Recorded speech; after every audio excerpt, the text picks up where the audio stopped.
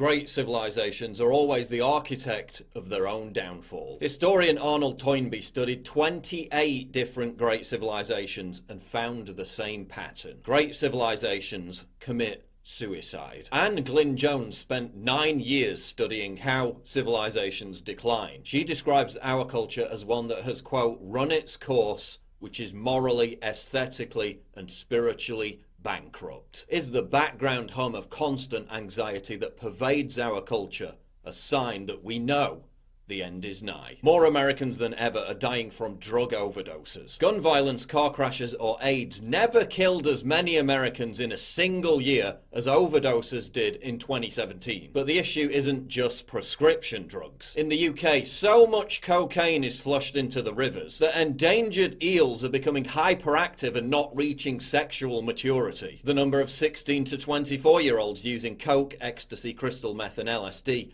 doubled in just a 2-year period from 2016 to 2018. In the US, heroin abuse has skyrocketed over the past 15 years. The number of people who used MDMA, marijuana, and other drugs also consistently climbed over the last decade. Alcoholism is on the rise. 1 in 8 Americans is now an alcoholic. And when it comes to taking antidepressants, white rural communities have overtaken African American communities for the first time ever. Depression levels in America are the highest ever measured. Suicide rates are higher than ever. Despite all our technology, our entertainment, our consumerism, our chemical enhancements, we're more miserable than ever before. Our existential dread is more pronounced than ever before. Educational, intellectual, and material ease has manifested civilizational malaise and a lack of transcendent purpose. The result of this lack of transcendent purpose is self-destruction, not merely on a personal, but on a population scale. Technical sophistication has been accompanied by mass incompetence in the art of living. When a society has no purpose to believe in, it self-immolates. There's only so far that quasi-religious devotion to yoga, Starbucks pumpkin-spiced lattes, and Whole Foods kale shakes can go. The latest iPhone can only distract you from the nagging voice of conscience for so long. Endlessly consuming products will never satiate the soul. We live in the ruins of a civilization that has lost faith in itself. A civilization that is constantly lectured it must be ashamed of itself, and slowly subverted and destroyed from within as the only form of repentance. And if you're wondering how we wound up in the dark age we're currently living through, this is how we did. This is why important science is no longer being conducted. This is why art isn't being made. This is why comedy is dying. It's why people aren't thinking for themselves anymore, which means the end of creativity. Great civilizations collapse when the insatiable greed for sensual stimulation outweighs the urge for any kind of private or social responsibility. We're now reaching this point. French author Michel Houellebecq predicted both the rise of Islamism across Europe and the emergence of the Yellow Vest movement. As Theodore Dalrymple writes about the themes of Houellebecq's novels, the vacuity of modern life in the West, its lack of transcendence, lived as it is, increasingly without religious or political belief, without a worthwhile creative culture, often without deep personal attachments, and without even a struggle for survival. Into what Salman Rushdie called a God-shaped hole has rushed the search for sensual pleasure, which, however, no more than distracts. And where is the church in all this? Where are the firebrands railing against the vulgarity of modernity? Affiliation with the Church of England is at a record low. Just 2% of young people are affiliated. And in the US alone, the Christian population decreased by nearly 8% between 2007 and 2014. We're bulldozing churches and building ugly, gigantic, glassy monuments to insipid vacuity. Great civilizations collapse when they experience a rapid and enduring loss of population and identity. The number of babies born to Muslims is expected to surpass those born to Christians between 2030 and 2035. Muslim fertility remains high while Christians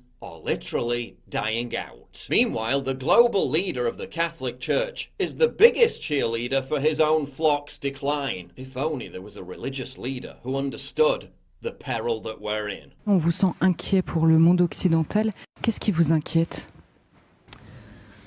Vous savez, la plus grande inquiétude, c'est que l'Europe ne veut plus ou a perdu le sens de ses origines. Il a perdu ses racines. Or, un arbre qui n'a pas de racines, il meurt. Et j'ai peur que l'Occident meure.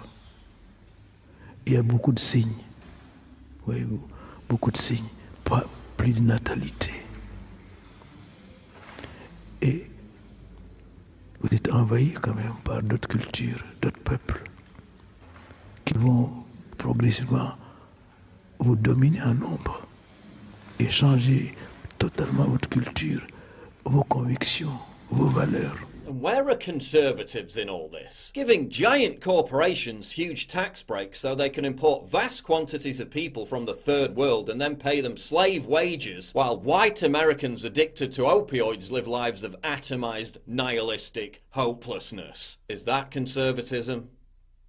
At this point, what exactly are we conserving? Those GDP numbers, though. Is it conservative to allow Amazon to pay $0 in taxes on $11.2 billion on profit for 2018? And for progressives, so long as Jeff Bezos' virtue signals the right identity politics, who cares, right? Great civilizations collapse when the economy serves not to elevate, but to denigrate the population. We're now reaching this point. Our entire economy has become centered around a crony capitalist system that eviscerates the family, leading to atomization, misery, and depression. In 2015, a study by the decidedly non-conservative Brookings Institution found that falling male wages caused about a quarter of the decline in marriage rates over the past 35 years. 2 years later, MIT researchers found that when factories close, marriage rates go down and single parenthood becomes more common. And that, as you could guess, causes a higher proportion of children to wind up on drugs or in prison. So it's not a small thing. And by the way, many other studies have reached the same conclusions over long periods of time. This is real. As French philosopher Eric Zemmour outlines, the elite have stopped caring about native populations. Why? Because those populations no longer tolerate stagnant wage growth and diminished job prospects, simply to enslave themselves as a servant class for the elite. That's why they're on the streets rioting. So far easier for the elite just to replace them with robots and a third world slave class. Great civilizations collapse when the supply of labor outstrips demand. We're now reaching this point. Great civilizations collapse when wealth inequality runs rampant. We're now reaching this point. Great civilizations collapse when the elite debases the currency to hide financial problems. We're now reaching this point. And the Democratic Party, for whatever reason, is not trying to address those problems. They're attacking Trump himself or the symptoms, but the disease is this pervasive economic insecurity as we make it harder and harder for Americans to find meaningful opportunities. Great civilizations collapse when the building block of society, the family unit, crumbles into dust. We're now reaching this point. While Muslims in the West unite to rally around protection of their children, we treat ours like an unwanted medical waste product. While Muslims in the West refuse to allow their kids to be indoctrinated with warped sexual propaganda, we dress up ours as drag queens, parade them on television, and demand everyone embrace it as normal. It's not normal. There's something deeply wrong with what we've become. Now, for all its barbarity, at least Islam provides its adherents with some sense of meaning and fulfillment. Time to join the winning team. Allahu Akbar, Allahu Akbar. The Mayan civilization collapsed when the Spanish invasion inflicted upon it a foreign culture intent on spreading its own systems of faith and governance. Beginning to notice any parallels? Historically, the movement toward androgyny occurs in late phases of culture. Okay, as a civilization is starting to unravel.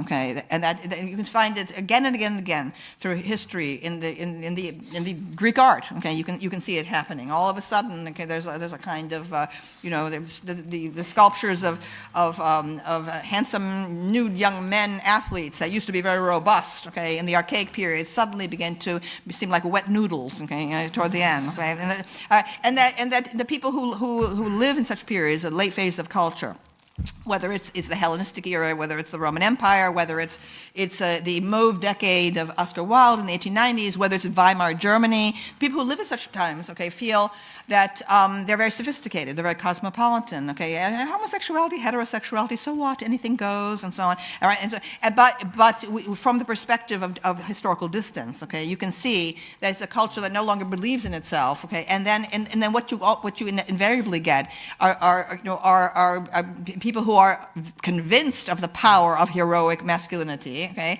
on the edges, whether they're the Vandals and the Huns, okay, or whether they're the barbarians of ISIS, okay, you see them, starting to mass on the outsides of the culture, and that's what we have right now. What does our culture provide? A tedious drip of anodyne lethargic dross, or at the other end of the spectrum, a sewer pipe of obscene, tawdry hedonism? What does our society provide? A lifestyle of never talking to or knowing your neighbours, of aborting your babies, of cheating on your wives. A lifestyle of desperately searching for the next dopamine hit, whether that be from an Instagram like, a pharmaceutical drug, or a new gadget. A lifestyle of strip malls, 5-lane traffic, shit recycled pop songs, shit recycled movies, shit recycled NPC celebrities, all spouting the same opinions. Our art may become so degenerate that future generations will be completely uninterested in it. And I'm sorry,